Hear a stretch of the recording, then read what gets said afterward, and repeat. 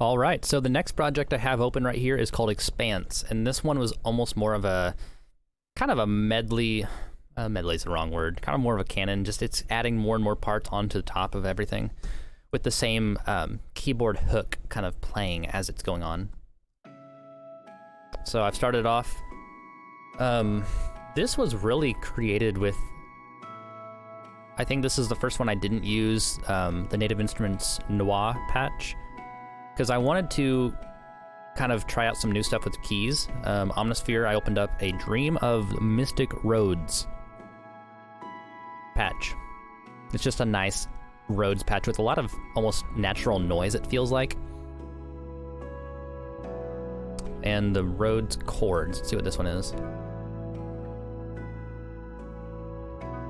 It's the exact same thing. I think I just basically intended on having more of the noise on one of these. Yeah, this is more like Rhodes.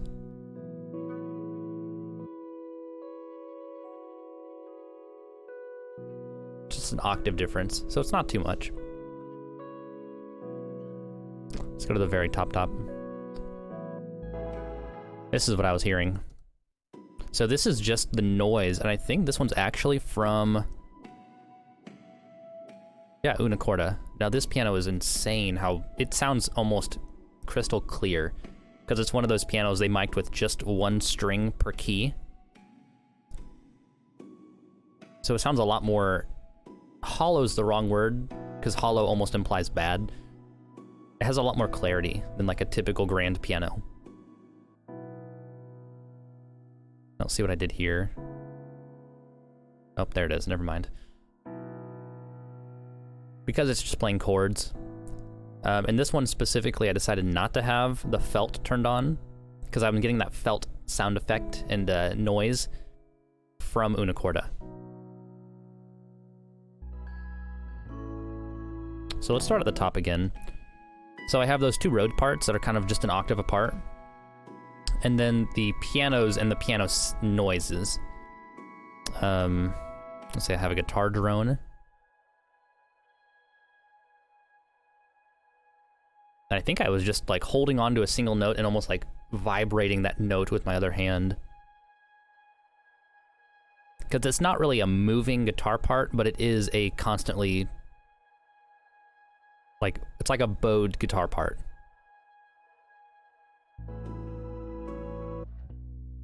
And of course I recorded acoustic or electric bass.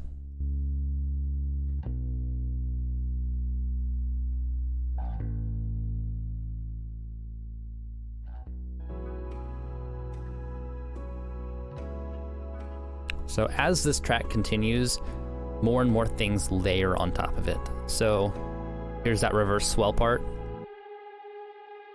I'm gonna go forward a handful of measures. This part I recorded forward, obviously, and then I reversed it, but I played the chords I was playing.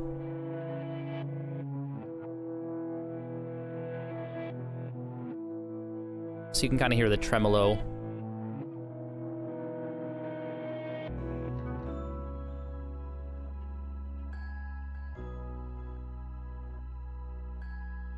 And up here I have almost like a little bell sound.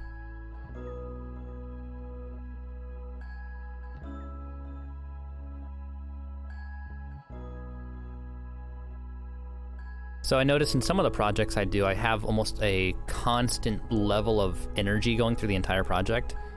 And this one I wanted to kind of play a little bit more with dynamics, but not making every part its own individual melody or part. So I have a handful of more bass guitar parts, basically with the exact same thing. Yeah, the same effects. And down here I've got more swells.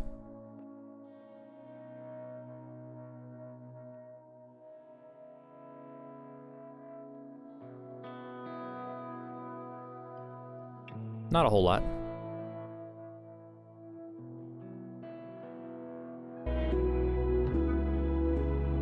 And that's really it. This really wasn't a whole lot of deep thought.